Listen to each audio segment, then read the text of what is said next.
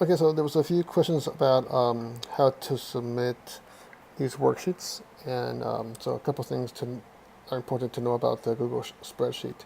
So I'm going to click on the link here. The link is here. You can either copy paste this or this little arrow on the left will open the link. First of all, it prompts you to copy a document, and you have to make a copy. And this is because you have to understand that the Google platform, what it does is it creates these documents for sharing. So the idea is that people can collaborate on the same document. This is never on your local computer. This is something that's working in the cloud. And if somebody else has the same link and I comment something here, the other person would be seeing these same changes if they're opening the same link. So everybody has their own copy, and that's why I force everybody to make their own copy. That way you are working on your own copy. If not, we would all be working on the same copy, and it would be a big mess. So that's the first thing to understand. And that's going to be important when you submit. Okay, so what's to know is when you make a copy of it, up here it says copy of Intro to Summary Statistics Winter 17. Sorry, I should just say summer, I don't know why I got winter. And when you do that, please put, before anything else, please put a name on your last name. You can say like, you put here your last name, or at the end if you want. Because I'm gonna, if not, all the titles are the same, and I would easily identify which one is which. Okay, it's not a big deal. It just makes it a little bit easier because internally, I can see which one is it anyway. But it's easier for me if you put it on the outside. Okay, so this is the one that is for you to understand some of the concepts of a Google Sheet.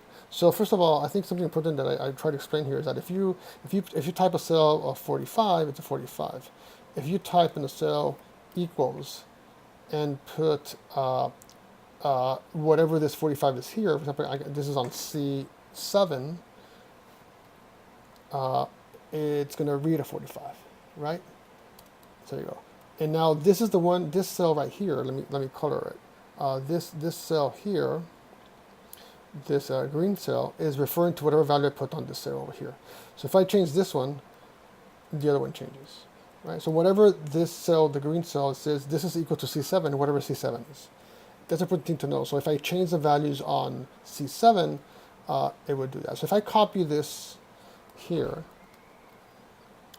sorry, if I'm going to do Control C, and I'm going to do this Control V to paste. I copy paste.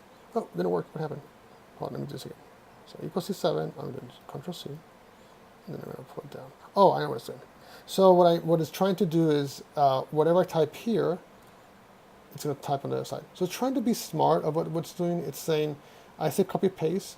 It's copy and pasting. It didn't copy paste the value 54. It copy paste each cell, green cell. It copy pasted what was on the cell left to it. So if I typed here 60, it will change 60. And see if I scroll here, this is equal to C7. If I scroll down, this is equal to C8. Oh, sorry, maybe you don't see what I'm seeing.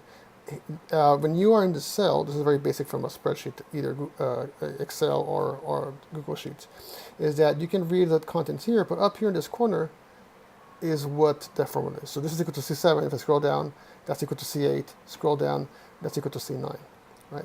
And it did this automatically when I copy-pasted this, right? So let me do this again. I'm going to erase this. I'm going to erase these guys. I want to write here, let's do this equal to C7 plus C8. So it added these two values, okay? These two values, 54 or 43, is 50. So here it says equal C7 plus C8. I'm going to do Control C to copy this value and put it on the cell beneath it. So listen, this one is C7 plus C8. It's not going to do C7 plus C8 here. It did C8 plus C9. It's trying to interpret what I just did. For this one, I added these two cells. For the next one, it's adding these two cells. Okay, so if I copy paste that formula down here, I just select the three next cells and do Control V. It did something weird. Why? Because I'm adding a letter and it can't not add a letter. So if I put a number here, it will like it. Right. Okay. So that's basic things. You type equal at the beginning of a cell value, two things happening. You can read that from up here in this corner, and then it's referring to those cells to do it. That's a very basic thing from spreadsheets that most of you should be familiar with, but maybe perhaps a few of you are not. That's important to know. Okay, let me reset that. So okay, I want to, this important to know is that this sheet, I do not want you to submit. This is one where I want you to, I just want you to work on this and understand how to use some commands to find the mean, the maximum, the medians, and do these. Oh, something here, for example, this is important to understand what's happening. These are reading the bins to do the frequencies. Somebody told me I had a typo in here and typed it on the canvas. I think they're correct. There's some typo here about it, but you guys are gonna make a copy of it, so I think you'll figure out what's happening. But the point is, it's counting these bins, and if I change these, these guys should be updating automatically. I hope it is. Yeah.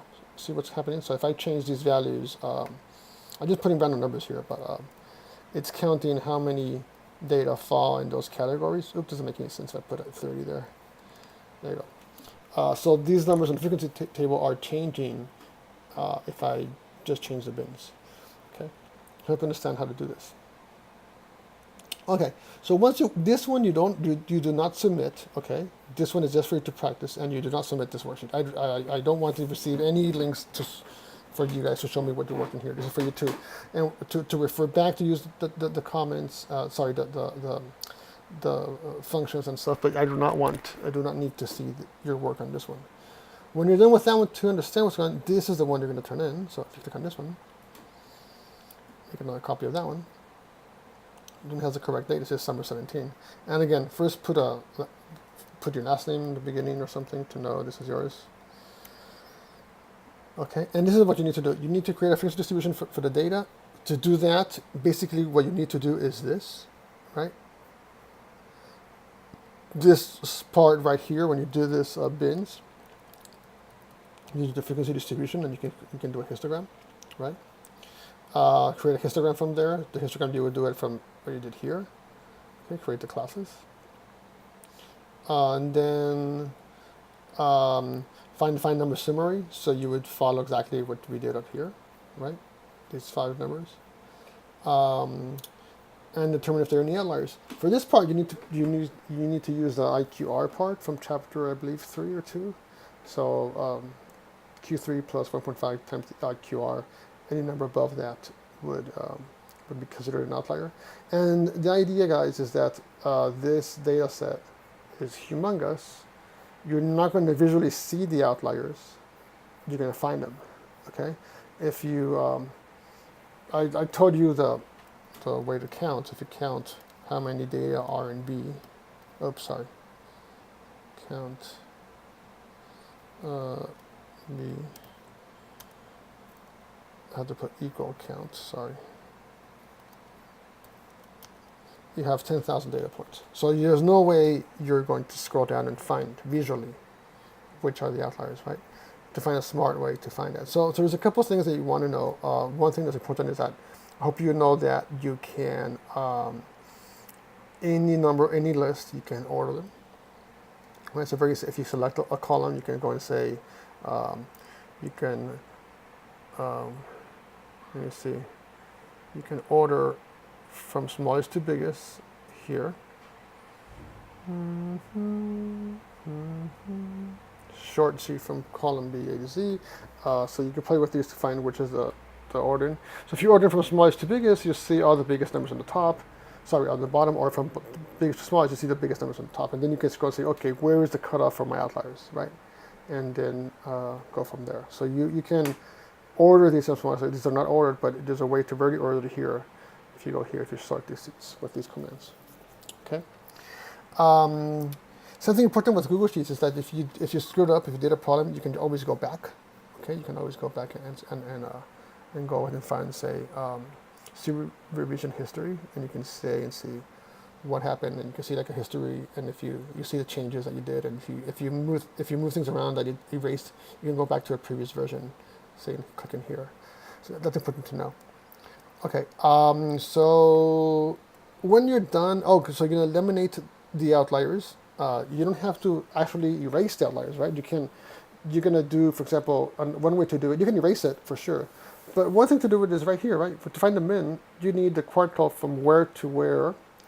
And instead of telling the whole column, you can say, well, I'm not going to use the first numbers because the first ones are my outliers, right? If you had them ordered from biggest to smallest. So that's a way to do it. You can also visually see them and erase them and copy paste the whole column in a different column and do that, whatever you want. Okay, so once you do that, you have to repeat the problem and repeat the frequency distribution and repeat the histogram. So that's because I want you guys to see that this data set, outliers, would ruin the whole thing. When you do the histogram with 10 classes, you'll see that it doesn't make any sense. Once you get rid of the outliers, then it would make sense. It's going to be looking kind of normally distributed, not exactly. So I want you to verify the empirical rule. What it means is that check that 68% of the data around that is between one standard deviation from the mean. And I don't know if that's clear, but you can just do equals average, right? And do B, and that would be your average of the B. So that you get the mean, right? And if you want to do standard deviation the same way, you can do equals standard deviation. It would be this one. And just put AA, say find standard deviation. So, oops, I did something wrong. So probably, oh, sorry, I wanted BB, not AA. So it's very easy to find the mean standard deviation. So you can do now count how many data are between 1 standard deviation of the mean, 2, and so on, right? So that's what number 8 says about the empirical rule. Okay, so once you're done with this, and how are you going to turn this in? You're going to work it here. You can move these things around. You can create a new sheet. If you click down here in the plus button, you create a new sheet. You can copy paste the data here if you want, to just refer to the other ones and make the tables here. And then how do you turn it in? You click on the share button up here. Okay. Right now it says to share with me, and then you can get shareable link. And you can just click this link here and give it to me. Or people, you just click here and say, you're going to select it to me. So, eHassel and NorCLDU. Oh, it got my, since I'm using the account at NorCL, so I don't know if it wants to share it with myself, but I want to do it at, this is the account I wanted to share it at, northseattle.edu.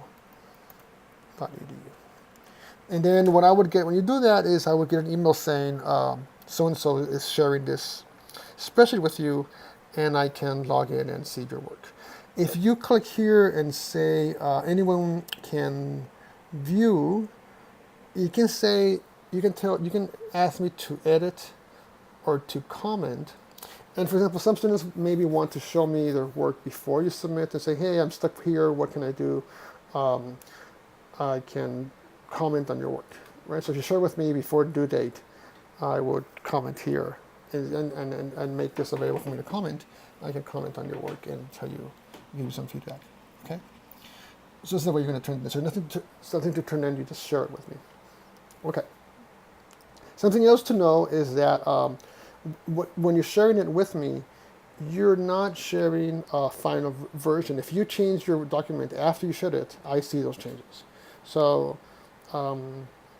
just be aware of that. I can go and track the history of when you turn it in, but the deadline is August 17, and that's when I was going to check your work.